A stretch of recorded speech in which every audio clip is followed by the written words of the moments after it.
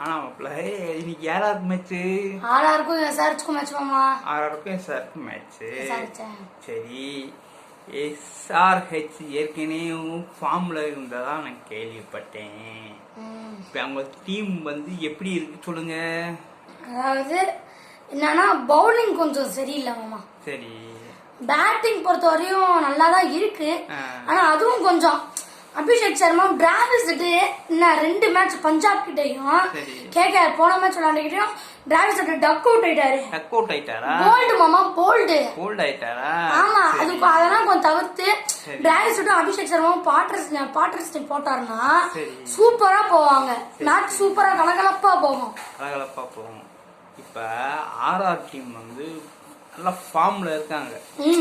அந்த ஃபார்ம்ல இருக்காங்கன்னு எப்படி தெரிய வந்துச்சுன்னா, ஆர்சிபி ஆர்ஆர் மோதும் போது ஆர்ஆர் தங்கள் திறமையை வெளிப்படுத்தினாங்க. இப்போ வெளிப்படுத்தும் போது தான் அந்த மேட்சை வந்து ஜெயிக்க முடிஞ்சு. ரெண்டாவது என்னன்னா, ஆர்சிபிக்கு அதிகமான ரன்களை ஆர்ஆர் விட்டு கொடுக்கல. அதனால டார்கெட் வந்து 171 தான் நிர்ணயிக்க முடிஞ்சு. இது ஓவர்ல 172. ஆமா, சரிங்களா? இது அவங்க வந்து 19 ஓவர்லேயும் 171 ரன்னுக்கு மேல கிராஸ் பண்ணி மேட்சை கைப்பற்றிட்டாங்க. ஆமா, அப்படி ஒரு 6 தான். எக்ஸலென்ட்டா அந்த அளவுக்கு ஆர்ஆர் வந்து நல்ல ஃபார்ம்ல இருக்காங்க. ஆமா, இப்ப எஸ்ஆர்ஹெச் எந்த லெவல்ல தங்களை வந்து பலப்படுத்திட்டு இருக்காங்க, யாரெல்லாம் பேட்ஸ்மேன் இருக்காங்க, யாரெல்லாம் பவுலர் இருக்காங்க, ஃபீல்டிங் எப்படி இருக்குமா அப்படின்னு சொல்லுங்க. பேட்டிங் பொறுத்த வரையும் டிராவிஸ் டக் அவுட் ஆகுறது எனக்கு பிடிக்கல. சரி, முன்னாடி ஒரு காலகட்டத்துல வந்து சூப்பரா ஆடிக்கிட்டு இருந்தாரு. அபிஷேக் சர்மாவும் டிராவிஸும் பார்ட்னர்ஷிப் போட்டாங்க. சரி, அந்த முன்னாடி ஒரு மேட்ச் நம்பர் 3ல அவுட் ஆயிட்டாங்க. எடுத்தோட தோல்வி எஸ்ஆர்ஹெச்க்கு. கேகேஆர் கூட தான். சரி, அதுக்கப்புறம் போக மேட்ச்ல வெற்றி அடைஞ்சாங்க. என்ன ஆச்சுன்னா, இப்ப டிராவிஸ் சமீப காலத்துல 2 மேட்ச்ல டக் அவுட் ஆகுறது எனக்கு ரொம்ப சுத்தமா பிடிக்கல. டக் அவுட் ஆயிராங்களா? யாரு எந்த டீம்ல டக் அவுட் ஆறாங்க? எஸ்ஆர்ஹெச்ல டிராவிஸ். சரி, அபிஷேக் சர்மா ஆட்ட நாயகன் சொல்லி ஒரு விருதை வாங்கியிருக்காரு. அந்த விருதை அவர் காப்பாத்திக்கணும்னா, இன்னைக்கு உள்ள மேட்ச் அவர் பேரை காப்பாத்திக்கணும்னா, இன்னைக்கு டிராவிஸ் அபிஷேக் சர்மா பார்ட்னர்ஷிப் போட்டால் மட்டுமே 250க்கு மேல தாண்ட முடியும். 250 மேல டார்கெட் வைக்கணும் சொல்றீங்க நீங்க? கன்ஃபார்ம். ஏன்னா இதே ஆர்சிபி கூட தான் விளையாண்டாங்க. நேற்று நான் வீடியோல சொன்னேன் 287 அடிச்சாங்கன்னு. அந்த மாதிரி இன்னைக்கு அடிக்கணும். அடிச்சாதான் ஆர்ஆருக்கு ஒரு டார்கெட்டா இருக்கும். ஆர்ஆருக்கு ஒரு டார்கெட்டா வைக்க முடியும். ஆமா, இப்ப டிராவிஸ் இன்னைக்கு டக் அவுட் ஆகாம நிதானமா பொறுமையா 6, 4 அடிச்சு வெளுத்துனாருன்னா கன்ஃபார்ம் இன்னைக்கு மேட்ச் எஸ்ஆர்ஹெச் தான். சரி மாப்ள, இப்ப எஸ்ஆர்ஹெச் இந்த மேட்ச் முக்கியமான மேட்ச்.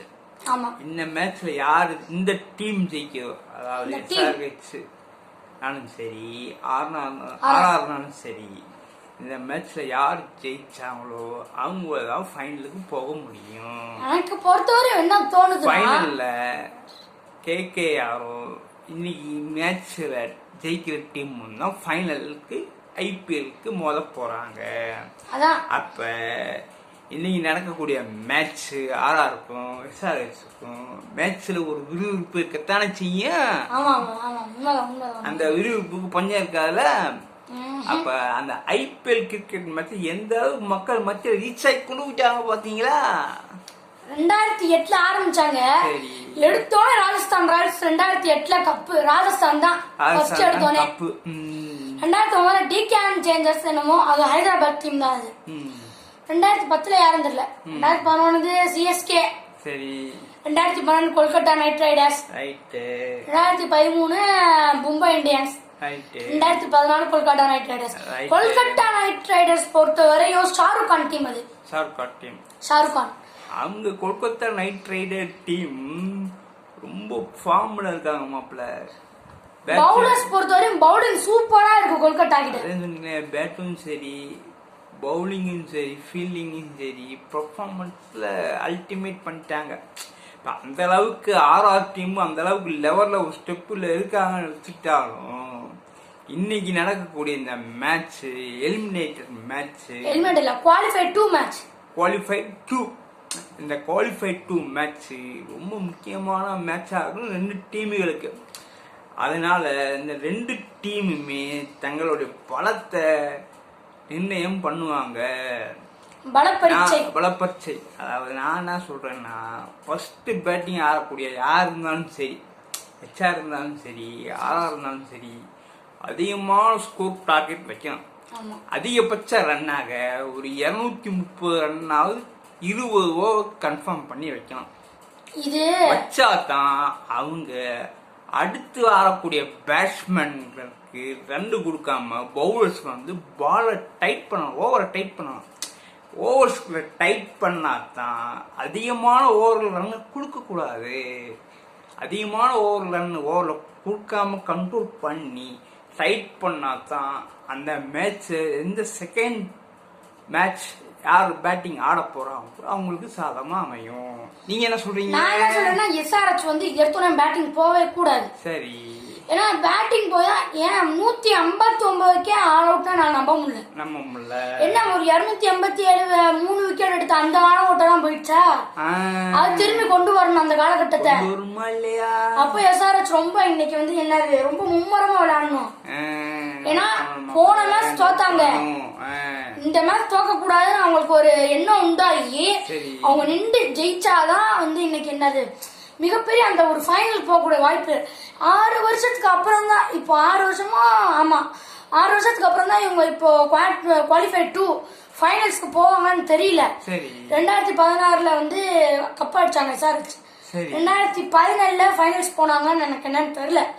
18, 19, 20, 21, 22, 23 6 வருஷமா SRH வந்து ஃபைனலுக்கே போல 5க்கு கீழே தான் இருந்தாங்க. 5க்கு கீழே ரொம்ப குறைவா இருந்தாங்க ரன் ரேட்ல. ஆமா, அதாவது 3 தாட்டி, அதாவது 2009 டிகான் சேஞ்சர்ஸ், ஹைதராபாத் டிகான் சேஞ்சர்ஸ், அது வேற டீம்.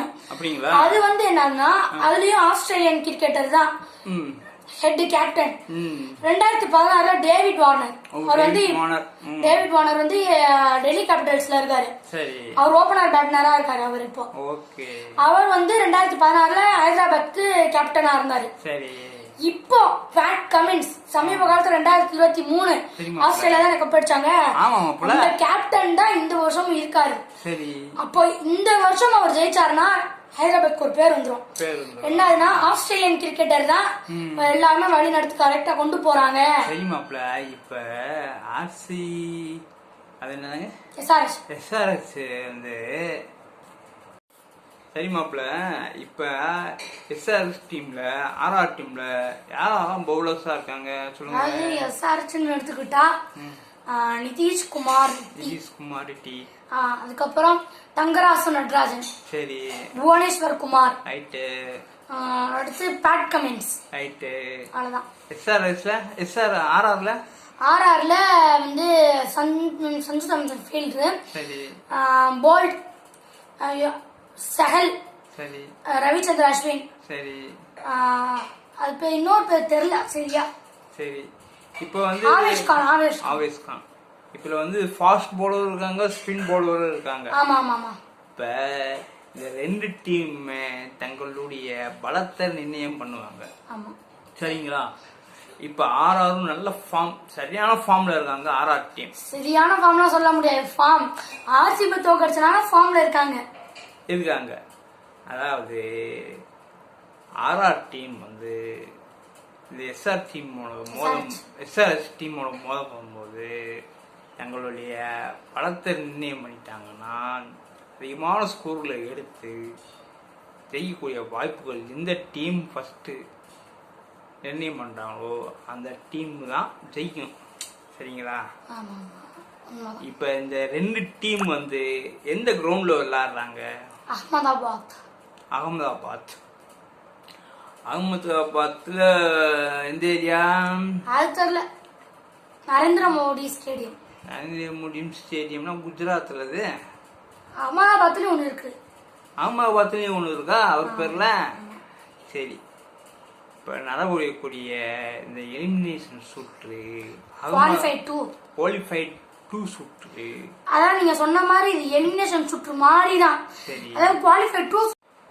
இந்த எலிமினேஷன் சுற்று அகமதாபாத்தில் 2 டீம் மோதுனதுனால, அதாவது ஆர்ஆரும் எஸ்ஆர்ஹெச்சும் மோதுனதுனால இன்னைக்கு மேட்சுக்கு விறுவிறுப்பு பஞ்சம் இருக்காது.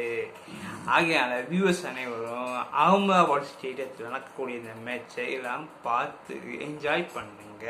ஆமா, இது கிட்டத்தட்ட எலிமினேஷன் சுற்று மாதிரி தான். ஏன்னா கேகேஆர் எஸ்ஆர்ஹெச் மோது எஸ்ஆர்ஹெச் வந்து குவாலிஃபை 2க்கு போயிட்டாங்க தோத்தனால. இப்போ ஆர்ஆரும் இப்போ எஸ்ஆர்ஹெச் தான். இதுல 2 பேர் யார் மோதுறாங்களோ அவங்க ஜெயிச்சவங்க கேகேஆரோட ஃபைனல் கப்புக்கு போவாங்க. தோக்குறவங்க எலிமினேஷன் பண்ணி போயிடுவாங்க. சரி, நீங்க நினைவேற மேட்ச் யார் வின் பண்றாங்களோ அவங்க ஃபைனல் குவாலிஃபை ஆவாங்க. ஃபைனல்ல யார் கப்பு வின் பண்ணாங்களோ பொறுத்து இருந்து பார்ப்போம். பாய்.